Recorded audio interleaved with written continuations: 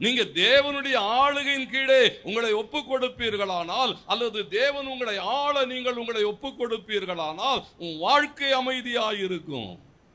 கர்த்தர் எல்லாவற்றையும் பார்த்து கொள்வார். தேவனுக்கு மகிமை உண்டாகட்டும். வேதம் என்ன எதிர்பார்க்குன்னு சொன்னா, அவர்கள் யூதருடைய ராஜாவை புறம்பே தள்ளினார்கள். இன்றைக்கு ஆண்டவர் என்ன எதிர்பார்க்கிறான்னு சொன்னா, உன் தேவனை சரியாய் அறிந்து கொள்.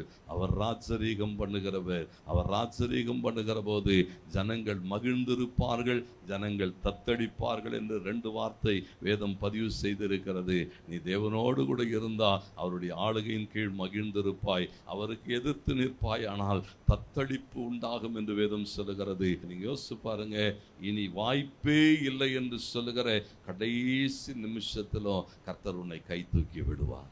தெரியுமா? கடைசி நிமிஷத்துல ஆகிலும் நீ கர்த்தரை தேட முடியுமானால் கர்த்தர் உனக்கு ஒரு ரட்சிப்பை கொடுக்க முடியும்.